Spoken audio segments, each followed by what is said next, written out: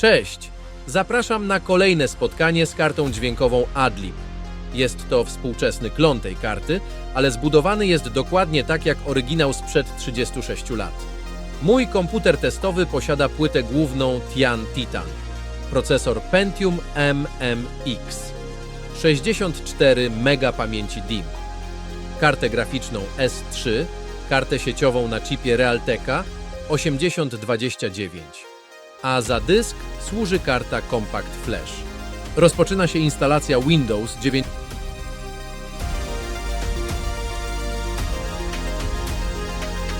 Na początek kopiuję pliki instalacyjne na dysk.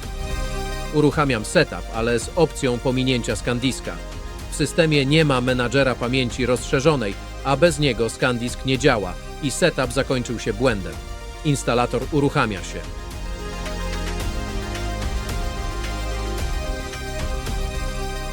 Wybieram typ instalacji standardowy. Następnie wpisuję klucz produktu i nazwę użytkownika. W oknie analizy zasobów komputera zaznaczam opcję posiadania karty dźwiękowej i karty sieciowej. Rozpoczyna się wykrywanie sprzętu i niestety zawiesza się na 19%. Poczekałem kilka minut, ale pasek postępu nie zmienił swojej wartości. Restartuję komputer i zaczynam instalację od nowa. Tym razem instalator rozpoznał, że poprzednia próba instalacji się nie powiodła i proponuje użycie bezpiecznego uruchamiania. Ale idę na całość i wybieram opcję Nie używaj bezpiecznego uruchamiania.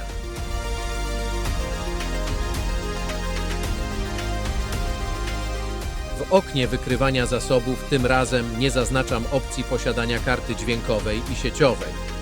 Rozpoczyna się wykrywanie sprzętu i tym razem przechodzi dalej bez problemu. Kreator instalacji wyświetla podsumowanie. Wygląda na to, że wszystko się zgadza.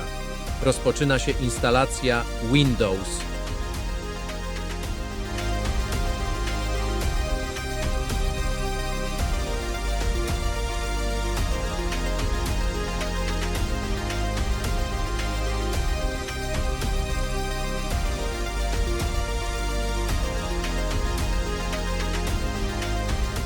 Instalacja przebiegła bez żadnych problemów i już po niecałych 7 minutach mam pulpit. Mam też parę niezainstalowanych urządzeń. System nie wykrył mojej karty Adlib. Na początek instaluję kartę sieciową. Sterowniki mam, a jak żeby inaczej, na dyskietce.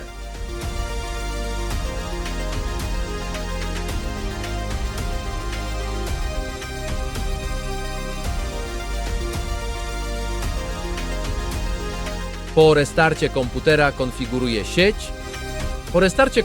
konfiguruję sieć, dodaję brakujący protokół TCP/IP oraz usuwam muzealne protokoły IPX.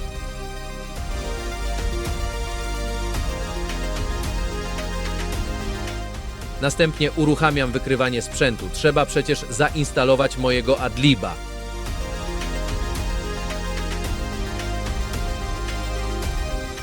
System oczywiście nic nie wykrył, ale to nic dodaje kartę ręcznie.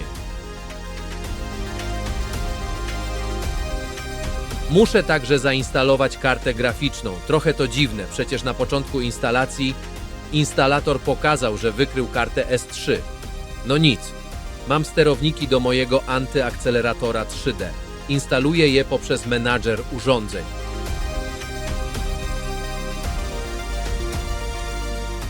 I po kolejnym restarcie mogę w końcu ustawić wyższą rozdzielczość. No prawie, bo muszę jeszcze podać typ monitora. Ale czy Adlib w końcu zagra? Przekonajmy się. Nieśmiertelny Canyon MID, a dźwięk z syntezy OPL2 rzeczywiście ma w sobie to coś.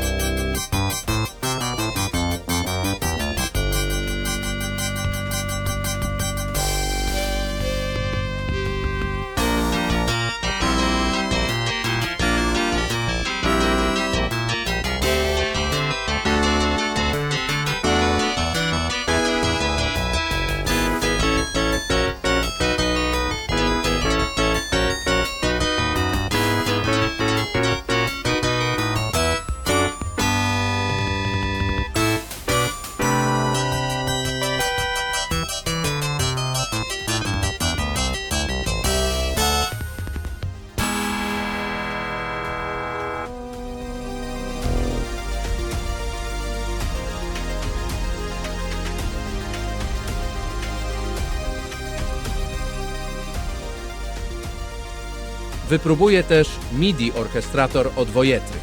Żaden ze mnie muzyk, za bardzo nie wiem co klikam. Ale z tego co widzę, można zrobić miks utworu, a nawet zapisać go nową wersją.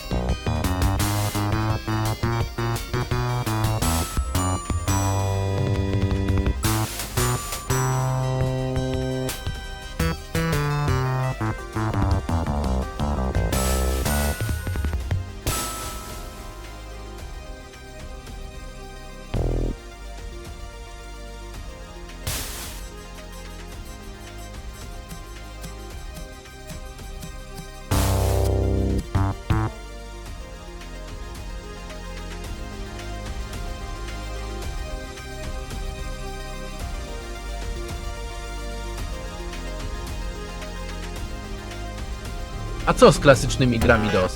Oczywiście działają. Na początek kultowy Doom. W tym przypadku mamy tylko muzykę.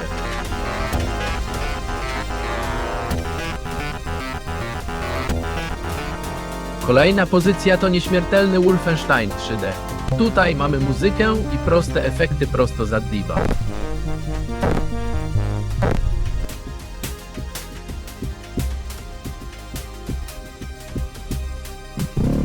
Gra Hexen na zmodyfikowanym silniku z Dooma 2. Tutaj także mam tylko muzykę z Adliba. Z Adlibem współpracują też programy odtwarzające muzykę. Mam tu bardzo prosty Adlib Jukebox. Zawiera po prostu parę melodii, które możemy sobie odtworzyć.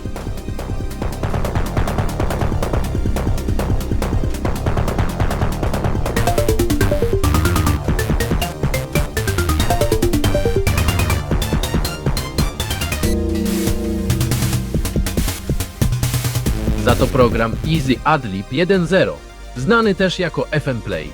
To historyczny tracker muzyczny i program uruchomieniowy stworzony przez programistę o pseudonimie The Brain. Służył do tworzenia i odtwarzania muzyki opartej na syntezie FM na chipach. OPAM L2 i OPAM L3 na kultowych kartach dźwiękowych, Adlib oraz Sound Blaster.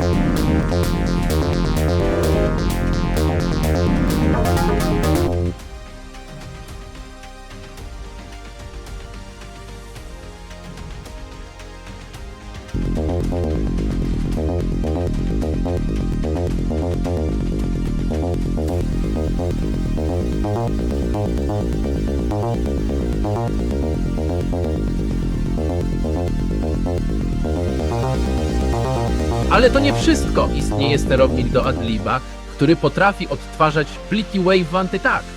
Można odtwarzać pliki dźwiękowe poprzez Adliba.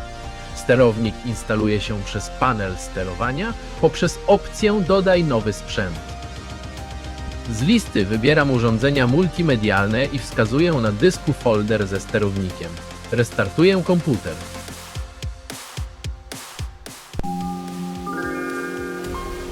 I jest!